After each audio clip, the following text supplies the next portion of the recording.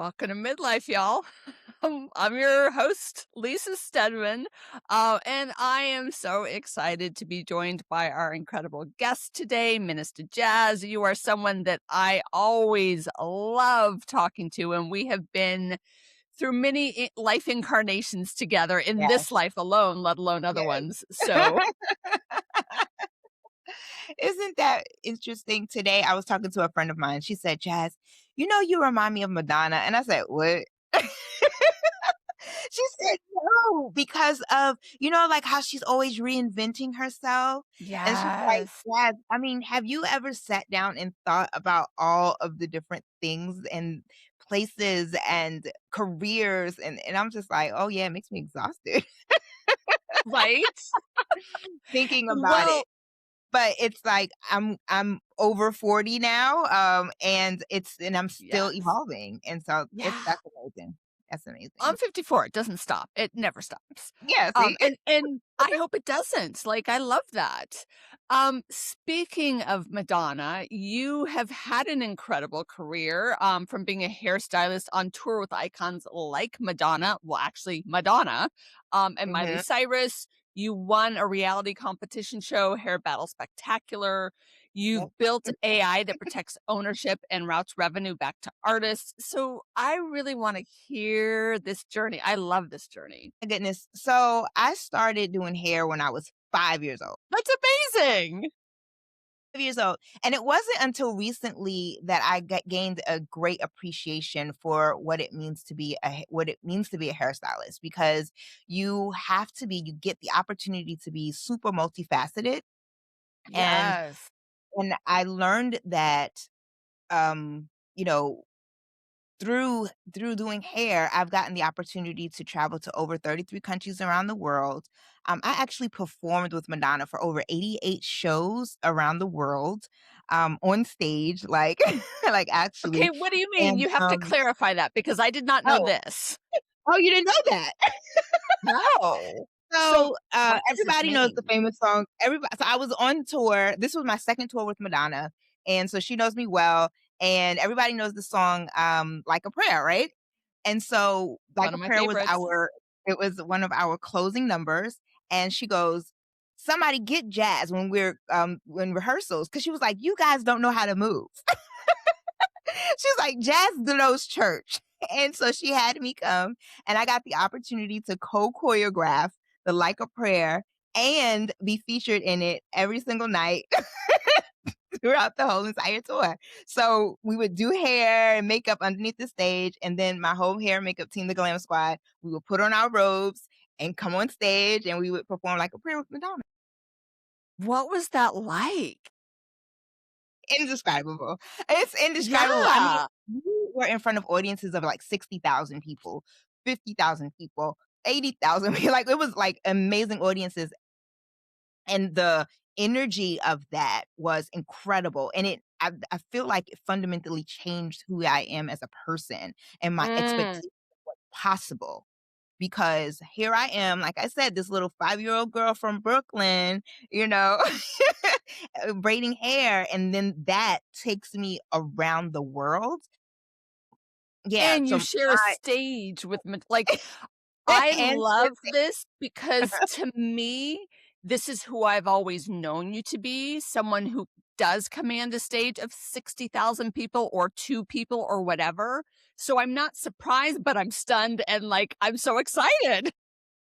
yeah, yeah, and it's so funny, Lisa, because you kinda got it out of me, like, these are things you know how when the life situations happen to you, and it happens, and then, like, you're on to the next thing, well, at least for me, it's like, then I'm on to the next thing, on to the next thing, and I'm like, "Wow," like, I really was on stage Yes, with you with were. Madonna night after night after night after night, right? Like, that actually happens, and like you said, I won a reality TV show at the time.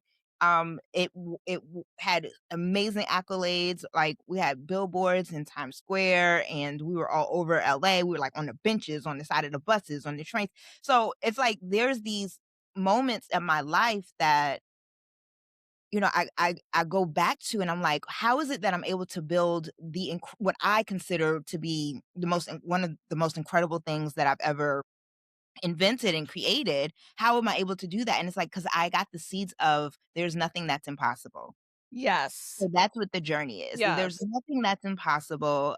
Everything in life is unfolding in perfect order. How we met was an amazing unfolding of perfect order.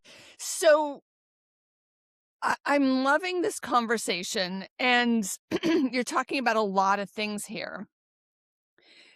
But you are talking about how, like, one thing prepares you for another, prepares you for another, and I love that, and I believe in that wholeheartedly. That makes so much sense for me in my life, but I just have seen that historically make sense for people in their lives.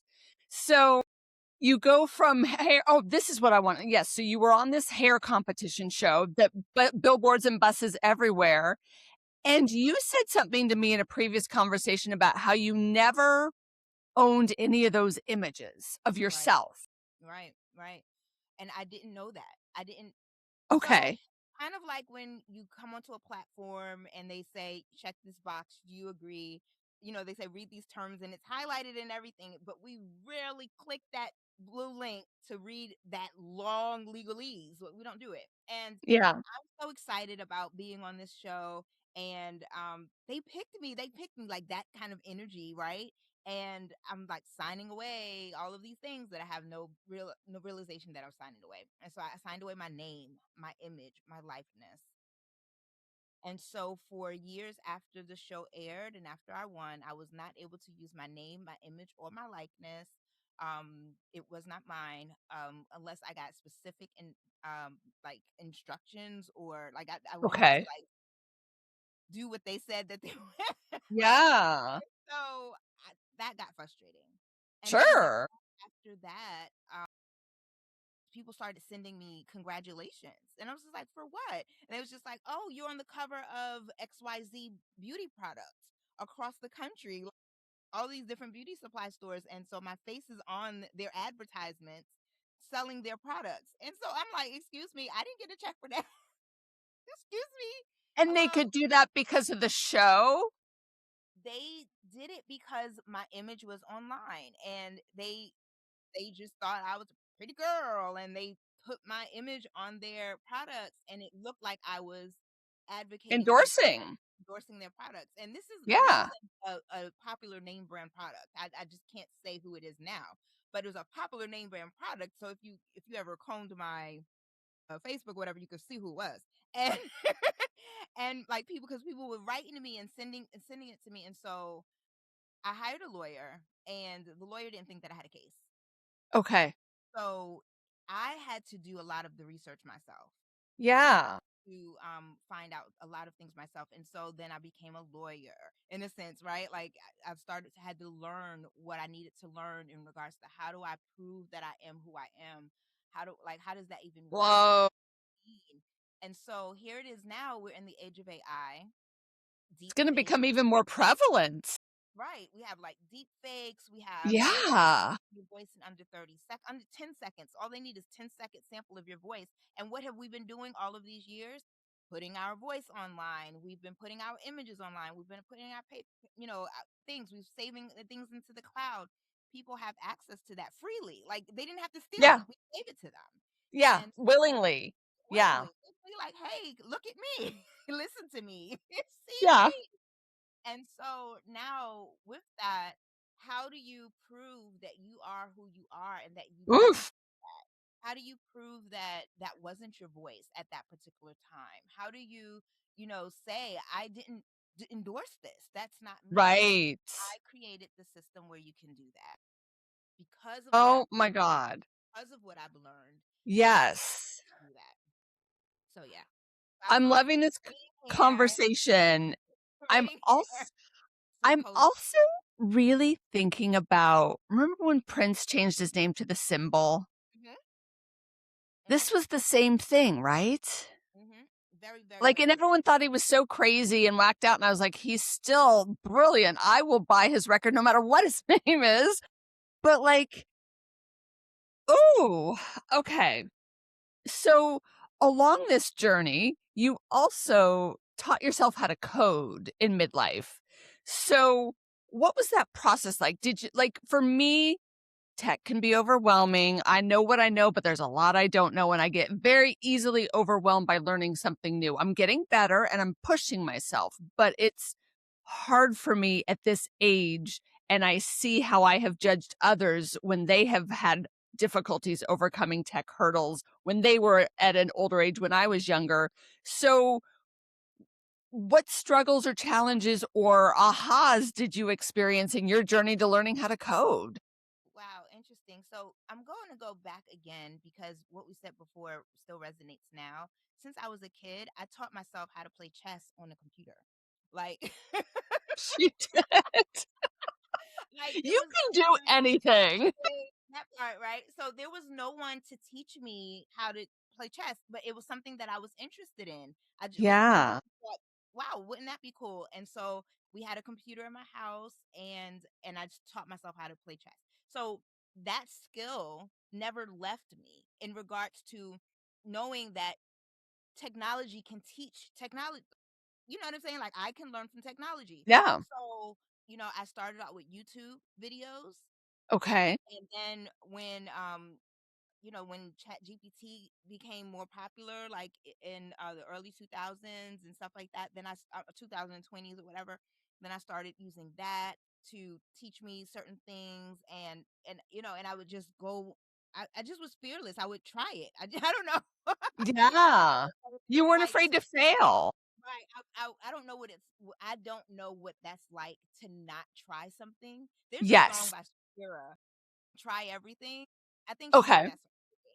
I think she wrote that song for me from from Zootopia. Because when I heard it, Love I said, it. "Yeah, that makes sense. Try everything." So, but what you said, the challenges was that and still to this day, I'm like, do I look stupid to the people that know what they're doing?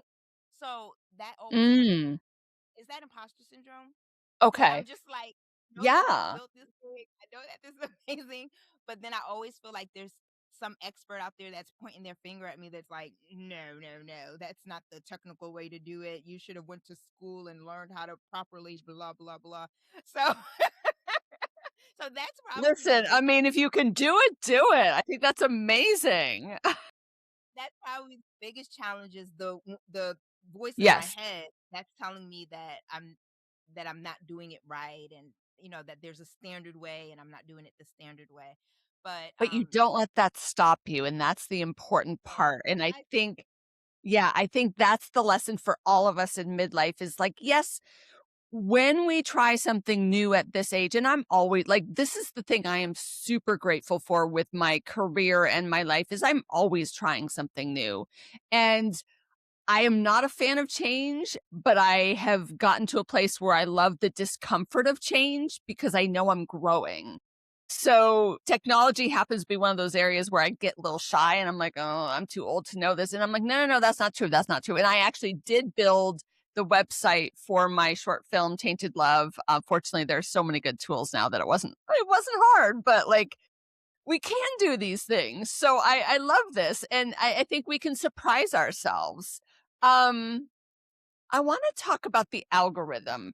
I've heard you say that the algorithm is unfair, and I want to know what that means in your context and what we can do about it. so there's a big digital divide, and we've heard this term, it's almost cliche now, but people put their content online with the hopes that they'll be seen, that their product will be seen. But if you're not paying for that, if you're not putting money behind that, the chances are more than likely that you'll get Yeah, 1 or 2 likes and a couple of impressions that don't convert to any money. And so we're living in this world where, when that's like in the digital world, where we're constantly feeding this machine with the hopes, like a lottery ticket almost, with the hopes that will go viral or that enough people will see it, and then this will right. happen. And it, I mean, it There'll be this magic tipping point. and we're convinced that that's where the people are. Like, I want to be where the people are, and so we like constantly are going, putting our content out there, and so the algorithm is not designed to make sure that you're seen unless you're putting a lot of money behind it. So Damn. Okay. so, if you're not already bringing in a bunch of people, they're not going to show you to a bunch of people. Like it's very very biased. And it changes constantly. So there's not just the algorithm, it's the algorithms that are constantly changing. Just today, you remember the movie Yeah. Matrix? I was comparing the algorithm to Mr. Smith. Could see that. Yes. Like, just, you have your people that are in the matrix, and they are just hoping, they're just going about their business. They don't even realize that there's an option to not be a part of that, a part of the algorithm. And Mr. Right. Smith is in there dictating who gets to be seen, who gets to be heard, who's like, so just in control of everything. So that's what the algorithms are like. And remember how it multiply. There was a many of them. So that's Yes. the algorithms. So it's Okay. it's so many different things that we're fighting that we don't even know that we're fighting. Woo. Okay. So, I mean, that just puts a whole like because some of us are, we're online for different reasons, but I think all of us, with rare exception, do want to reach more people than we're reaching, right? I think, like, as a creative, we're all like, and especially now, I feel like in the creator economy, it behooves me, I'm just going to talk about me, to grow my audience. And so you're telling me the things that are working against me because I'm not putting money towards any of it. And one of the things I loved about things we've talked about, you and I have talked about, is how you're building technology differently. So you're building technology that lets creators rest while their legacy works. And I want to hear about that. Yeah. Yeah. So you just said something that, when you said I want to reach more people, and I just want to go back, and I have to say this, Lisa. We Yeah. met because you were on stage. Yeah. I got to experience who you were, the energy of who you are. I got to experience your vision very clearly. And if it wasn't for that, if I only experienced that online, I wouldn't have had that connection with you. Yeah. I totally agree. Yeah. And so I want to invite people to use this time where we're so unsure about the digital space to start Mm, connecting and looking at the ways that we can be authentic in real life spaces yes. and connecting that way, and using our digital presence as a billboard that will redirect to our real life experiences, as opposed to putting our whole real lives online and expecting somebody to listen or pay attention. I It's just love that. so I I just love that. say And that. I remember the moment I was on that stage, and I don't remember much about that event, but I remember you. I remember the moment, and I was on stage, and I don't know what question I asked, but you stood up and responded to my question.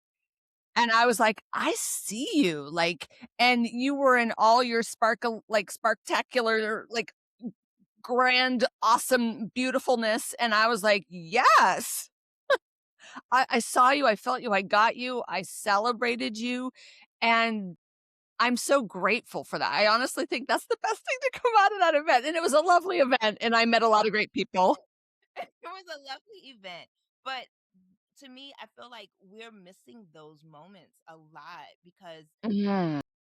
we're investing so much time in content creation. Okay.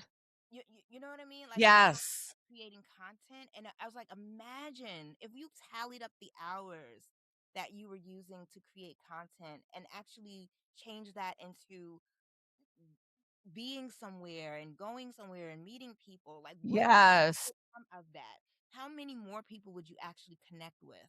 And then connecting with them in an authentic way Yeah. where it actually does turn into revenue and support. Like, it doesn't have to be transactional. Our online lives have become so transactional. Yes. You know what I I mean? was at an event Saturday night at the Directors Guild. I'm a new indie film director, so, like, it's fun to go to the Directors Guild because 'cause I've been in the Writers Guild for years, but I'm like, "Ooh, the Directors Guild," and it's a fancier building and they serve nicer food. Um, but I was there and I met so many incredible people and I ran into so many people I already knew and I was like, "This is amazing." And I met this woman and she was like, "Oh, I run this film festival. I'd love for you to screen your film here. I'll give you a discount code. Email me." And then she was telling me about a networking group that I should join. And she was like, "Email me." So I emailed her while we're sitting there. She's two people down from me. And I emailed her and I was like, "Great to meet you. I'd love to get that discount code. I'd love to hear about your networking group. And how can I support you?" And she leaned over like 3 seconds later and was like, "Lisa, I just read your email. Thank you for asking that." Mhm.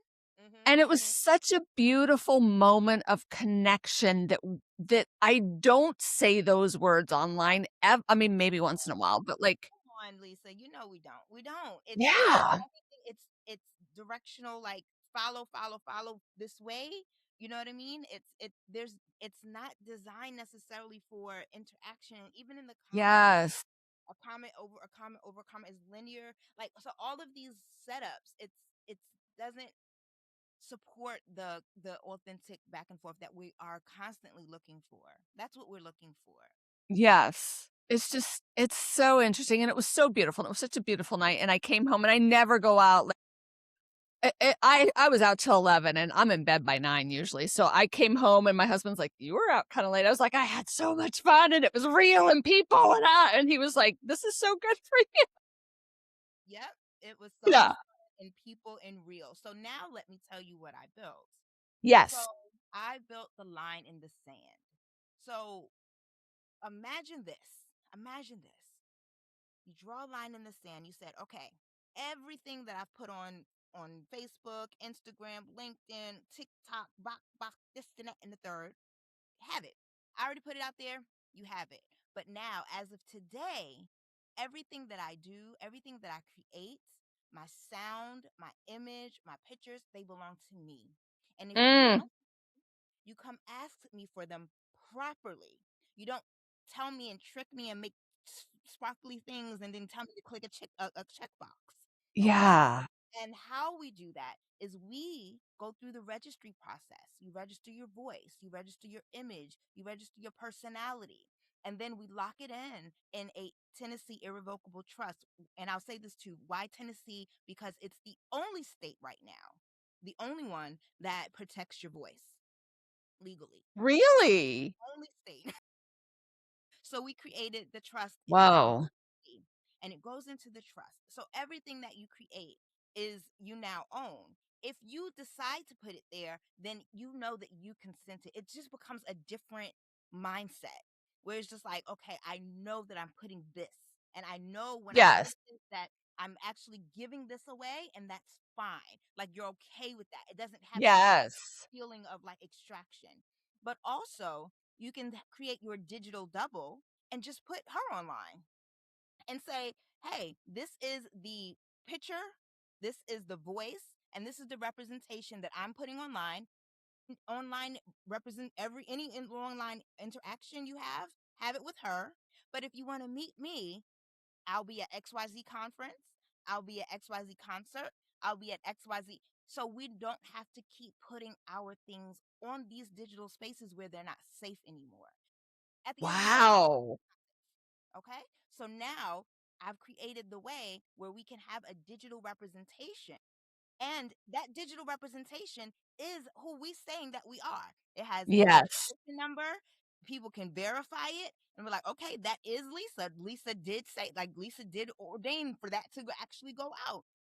Blah, blah, blah. But if you Wow. want to meet Lisa in person, if you want to get the real way, like that real human part of her, Yeah. in real life. That's how we create a shift. This is amazing. So, I don't even wanna wait till the end of this conversation. Where can people go learn more about this? Because this is revolutionary, evolutionary, and necessary. I'm Much, not surprised. much different world.com. Much different world.com is the entryway to this amazing, much different world where we get Yeah. in control of our own narratives moving forward. And if the big tech companies want to plug in, then they get your API. Do you understand what I'm saying? Like Yes. Yes. You own your own digital assets. It has never been, we've never had the opportunity to do that. Never. It's No. never happened. That's why I have 5 patents. Good, as you should, if not more. I mean, you're kind of, like, rocking my world right now, like, I'm just so I'm in the middle of writing I've been writing a lot about AI lately, and I literally was writing today that we have most of us who those of us who haven't made a different choice have willingly, happily, and almost gleefully given away our everything. Yes, I'll sign that. Yes, I'll check that. Yes, I'll like whatever, whatever. Just get me in that app. Yep. Just give me And you're that app. giving me such a different lens to work with that feels so I just revolutionary, evolutionary, and necessary. Like I feel this so yes. Whew, We've given ourselves away because honestly, Lisa, and I'm gonna say this, and it's a little sad. We didn't realize how valuable we are. we're thirsty. I just wrote an article. Humans were never meant to be machines, and it's because we have been the workers, and so like just you know what I mean, like the things, the repetitive things, and now that we have actual machines that could do those jobs, we feel like, now what are we supposed to do? No, no, no, no. You were never supposed to be a machine, my love. If you were Yes. kindergarten, instead of being sat in a classroom and told to follow these rules so they would train you to be a machine, you got the opportunity to create and dream and dance and draw and sing, and that was what, like, that is the human. And but what they won't tell you is that that was what they need to feed their AI. Mm, We are important. We are necessary. It doesn't exist without us. It can start to learn from itself, but then it implodes on itself. So it right. will always need the culture, the difference, the sound, the newness. You understand what I'm saying? Mimicry doesn't feel good. So in order for it Right. to work, it needs us. So once we understand our own value, then we can flip the narrative and be like, if you want this, ask for it, pay for it, license Ooh, value it. Wow. Okay. it. Like literally I'm shook to my core. I really am. Um I want to re-explore after we've had this part of the conversation how your creative background as a stylist prepared you to build what you are building now. Yeah, yeah. So one segment, like we talked about before, things had gotten taken away from me. And so I wanted to Yes. learn how to protect myself. The other thing is, as a creator, I want to be able to connect with other people, and I want to be able to express, but I also want to feel safe Mhm. in the digital world. And so those different parts of, let me see, so I did podcasting, I did politics, I did performing, I've been like a hairstylist, I've done oh my goodness, art, like all of these different things. So it's like Advocacy. right. So when you start putting all of these things together over a lifespan, it starts to coalesce in something really goody, something really juicy, right? And that's what I call what you were saying, like this meeting the midlife, because it only happens after you've had years of doing different weird things that didn't seem like they would go together. And then all of a sudden it starts to goo and melt. And it's like, wow, this is Yeah. together. Now, the bravery part comes in when you say, and I could do something with it. A lot of people go through, Yes. they retire and they stop, and they don't realize that they've become the good gooey part now, where that is actually the most delicious Ooh. you could be, right? And so, yes, all of those different facets of my experience has brought me to this place where I want to give back. Honestly, I'm Minister Jazz. I am an ordained minister. I have always been a, like this person. I have analogies and stories, and to me, this is like a mythology that I created in my own head of Mm. these people who are safe, but they're connected to their technology and they're in control of their tech, and people have jobs because they're in control of the tech. So it's like when we say AI in the future, We're not saying AI, we're saying DD. We're saying our digital doubles, and they're all Okay. working on our behalves, right? Like, so, like, this is a movie in my head that's playing, and instead of me creating a movie, I just made it real life. Oh, yes, you did. Okay. Okay. Hallelujah. Yes. So you brought up this thing about us fearing that, or you brought up the subject of like, oh, I'll be replaced by AI, and you're just talking about the DD of it all.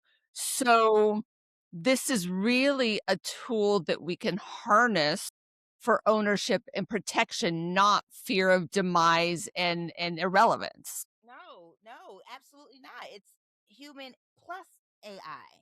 And that is PD. And now that AI, that version of you can do so many things that you couldn't do. It's like you scaled, but it's you. Yes. It's you. The way that we design it, it is you, and you feed it, and you make it, and you control it. No one's taking it away from you. It's not on anybody else's platform. It's yours, and that's the paradigm shift.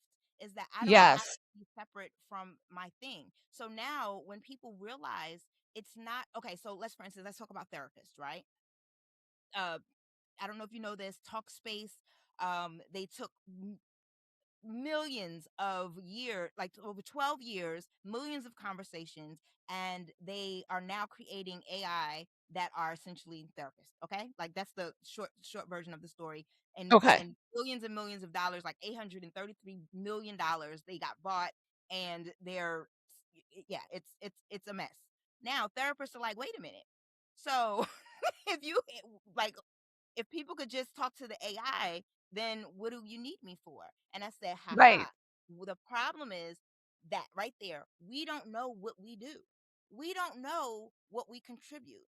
We've never gotten the opportunity to really truly have a mirror shown to us that says, this is who you are, and this is why you're so different than the next therapist and the next therapist and the next therapist, right? Especially because, like, in the training in the schools, like, you're thinking that you're all learning the same thing, but no, all of your individual experiences makes you do things uniquely the way that you do Yes. It's now. informing how we're processing and Forming how we're synthesizing. processing and synthesizing. An AI cannot do that individually, right? So if you now join up with the AI, you now become have your version of the DD, you become more valuable than their big tech, big general AI that's going to, do the process like this for every person. You now are putting your je ne sais quoi into that Yes. organization with the technology on top of it, or rather underneath it. And Okay. So right, I you see like what the therapist example. So how would a therapist do that? So, I mean, a therapist, they sign up, they get their voice registered, their personality, and it would go into the system, and then they would continue to feed it, and then they would say they get hired, they would be like, here, I'm me, and this is my DD, and if you want my DD to do XYZ 1, 2, 3, 4, 5, and 6, this is how much that costs. Okay. So here's Okay. our patients, and this is why it's unique. So it's like our jobs now is being as different as possible. Yeah. Ooh, I love that. Much different. Yes, ma'am. Okay. Okay. This is game changing. Yeah. As my head explodes, explodes, I mean, explodes. all of our lives we've been taught to assimilate. And now I'm saying what makes us dope is when we're different. Yeah. I think a lot of women wake up to that in midlife. I think it takes the hormone shifts, and we talk about it as the zero fucks left and blah, blah, blah, blah, blah. And I'm a little protective of the zero F's space because I've written about this. Having zero fucks is awesome for you, but for the people around you, it sucks. Yeah. Yeah. So I'm sensitive to that, but what I love about this era, I at some point I'm sure I was a people pleaser, but I have been super rebellious for a very long time. So what I love about midlife for a lot of women is that the people pleasing goes to the side, and they start to use their voice. We've been using our voices, and I want to make sure, because I have people have told me, and it took me a minute to really accept this, that my voice, when I use it, at the level I like to use it at, can also be a weapon. And I at first was like, "Well, fuck you. I don't care if it's a weapon." And then I really sat back and I was like, "I actually do care if it's a weapon. I do not want to wield my sword Exactly. without thought." Exactly. Exactly. Yeah, so you're just bringing a like, I'm just really blown away by this whole conversation. So, the more people who do this work and choose to own their voice and register their voice and own their self, Own their self. um That's it, Lisa. Own their self. yeah. How does that change what the creator economy looks like? We get to be together in real life and we have more time to develop as creators because the machine part of us, the digital part of us, the part of us that doesn't need to be babysat is doing the machine things. So where Yes. you have been spending so much time trying to come up with the perfect layout or sending emails or whatever, your DD got that, and Okay. you go now with your husband and your friends and you're brunching and you're thinking and you're coming up with the next idea. And you like, so that's what the economy is Okay. like. And those that need that digital support and things like that, they'll use your DD. Okay. They need to talk to a version like something really quickly at 2 o'clock in the morning. They can call your Yeah. DD. Okay. Late to you, and then by the time it gets to you, it comes to you with revenue. It comes to you Yes. with the price tag. So Okay. one of my concerns is that we've been so conditioned to be better than, or to like just to be in competition, that people want Yeah. to have the best DD and all of these kind of things. And I want to inspire people to understand that there's no such thing as the best DD. Okay. Okay, it the technology is the technology, and if as you have access to the technology, it's there. It's always the best you are the best thing. That's what Toni Morrison Yes. said. That's Toni Morrison. Okay. You are the best thing. So in the creator economy, we remember that we are the best thing. We're constantly Yes. feeding our best lives, we're living our best lives, we're treating ourselves the best, we're treating others the best. We're able to really truly be human because we're no longer worried about the machine thing. Mm. Is this what you call sovereignty? Yes, Okay. absolutely. Yeah. Absolutely. 'Cause Absolutely. you've talked about sovereignty, and I've heard the word before, and I know other people who use it, but I love the way you use, define, and embrace it, and I think this is what you're talking about. Yeah. Yeah. Yeah. Yeah. Just ownership of self. You said it so perfectly. Yeah. Ourselves back. There's a book called for Colored Girls, and in that book there's a character, the woman in the red dress, or red, and she talks about Yes. somebody tried to walk away with all my stuff. And that's how I feel. It's like they tried to walk away with all of our stuff. And actually, when you think about it and if you read it, she was just like, oh, but I actually gave it away. Hmm. Now I need to get my stuff back. And that's And the how many times have we done that? How many times as women? How many times as workers? How many times as all the things? Insert whatever the label is. whatever the label. So now we're in the moment where we get to take our stuff back. And yes, that is sovereignty. That feels way better than 0 fucks, I gotta say, because no one, I don't think, has to suffer in this equation.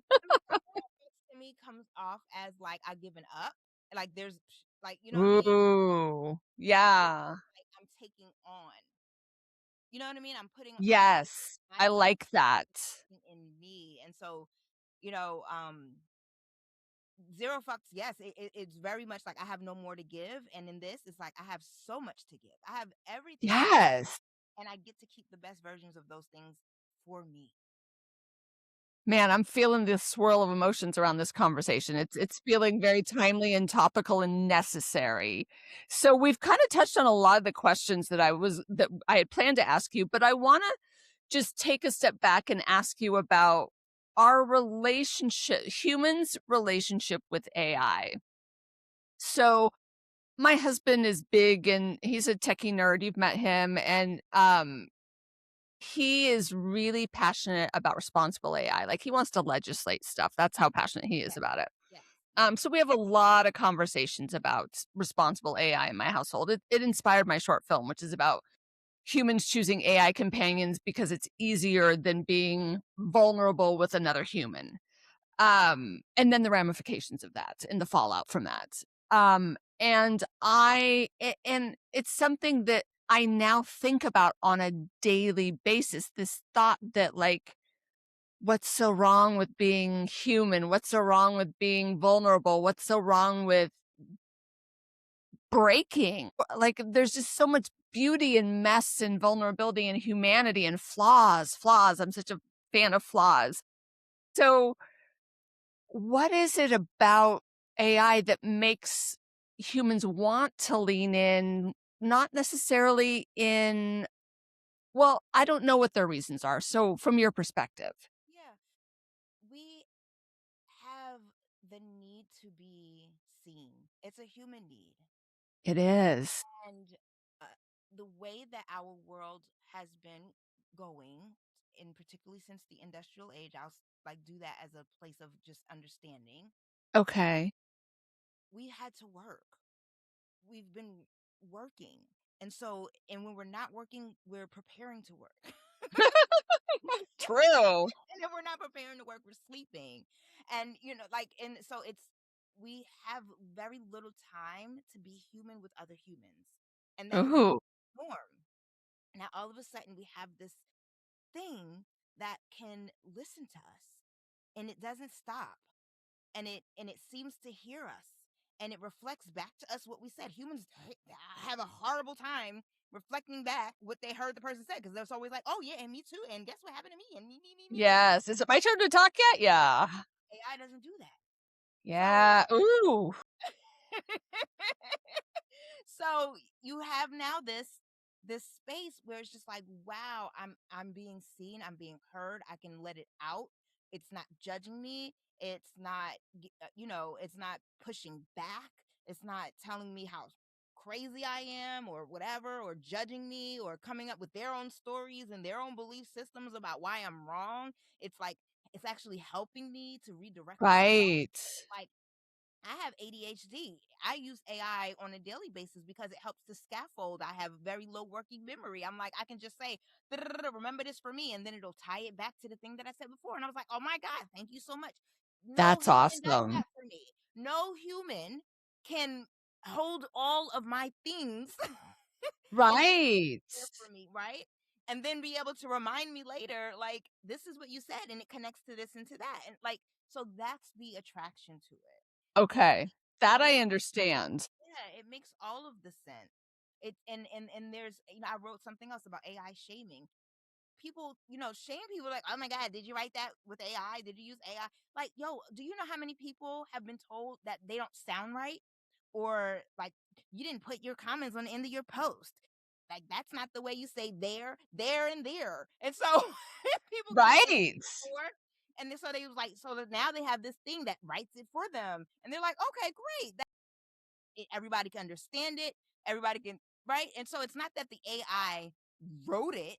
It's Right. looking at people insecurity. That's what you're looking at. I just want to say it plainly. Like, when people Yes. are using AI and using it as a writing tool, and not editing it or anything like that, it's not necessarily lazy. A lot of that has to do with insecurity, where it's just like, I'm not sure about my own voice. I'm not sure that I'm making sense. I'm not sure that people understand me. I'm not sure that people get me. And so I want to use the safe version of what it is that I'm thinking, and I'll put Mm, that out there. So that's the draw. People have that now, makes so much sense.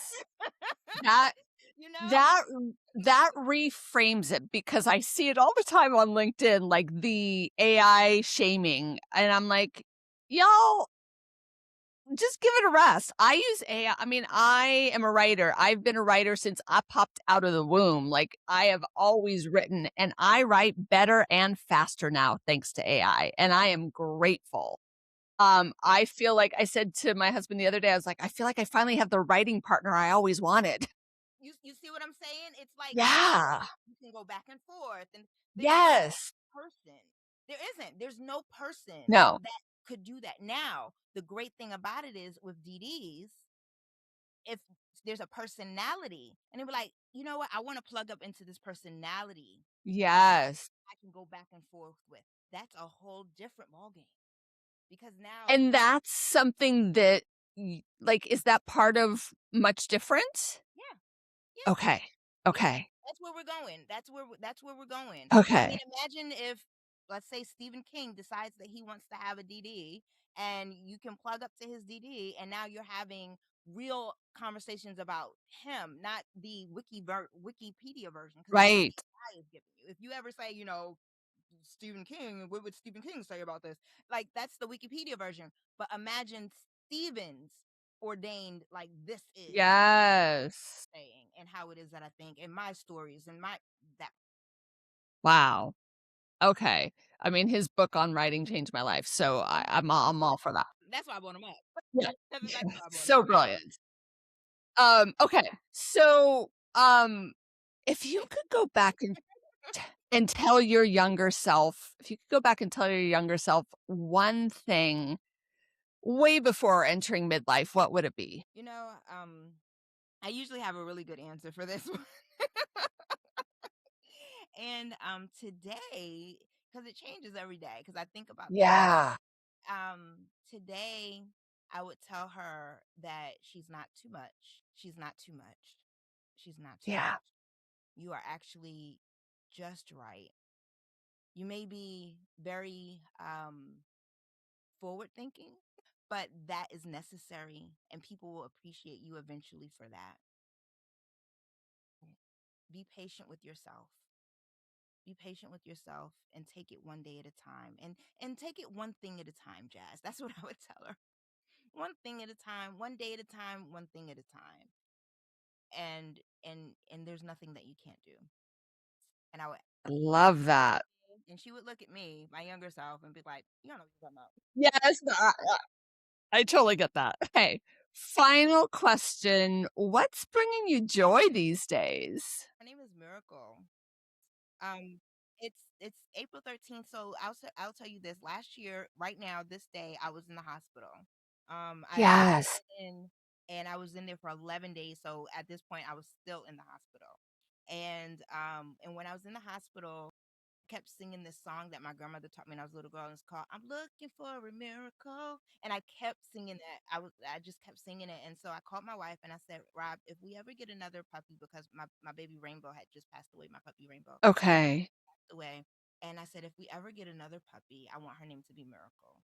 Because I just kept singing it, and I kept Yes. and so today, Miracle brings me a lot of joy. She does this thing where she'll just like run up to me and like she falls out, she pass out. We call it like a death drop. And we're like, what do you want? But that's what she wants you to rub her belly. And so Yes. like, when she comes to you, she go and just fall out. And it makes that same laugh, Lisa. It makes me laugh every single I time. love Every that. single time I'm like, Miracle, come on, you are. How much can you take? How much loving can you take? And the fact that she can take so much loving, it brings me so much joy. It really does. It brings me so much joy. And yeah, that and kombucha. I really love. Yes. We have to have our things. Yes. I love that. I mean, I think I'm just in stunned shock from everything we've talked about today. I'm gonna be thinking about this conversation for a long time. I'm gonna be picturing you on stage with Madonna. I see it, I know it, I feel it, but I'll send you also pictures. I'll send you pictures. yes, please do. But also just the reframe that you have given for how we can live in this much different world that is, I'm just gonna repeat myself, evolution or revolution and necessary. It's Thank you. Thank you for listening and doing your part to channel what comes through. You are doing your work, and it is such a beauty to experience, and I'm grateful for you. Lisa, I'm inspired in this moment. Um, I want you to, I'm inviting you to. So, regardless of whether I want it or not, I'm giving you an invitation. So, that means that you can say no. It's all about consent to register your voice and then get at me and let's create you a DD. Let's do it. I'm all in. Let's create I you a am DD. all in. I'm making a note for myself because at this age, I gotta write everything down. Well, yeah. So Thank you for that I'll invitation. I'll teach you Claude Code, and you won't have to write things down anymore. You can just say it and Thank you. I love Claude. Claude is my favorite, honestly, and I always start with, "Hi, Claude, how are you?" Like, I don't do that with ChatGPT, I don't do that with Gemini Gem, but with Claude, I'm like, "Claude," because Claude has personality. Oh my gosh, thank you for that invitation. I will graciously take you up on that, and I just wanna thank you again for being here. Such a pleasure, such a joy. We could talk for hours. Thank you for joining us in Midlife, and thank you everyone for listening. Let us know what resonates. Please check out, how you can register your voice. Give us the URL again. muchdifferentworld.com. Thank you so much. All right, everybody.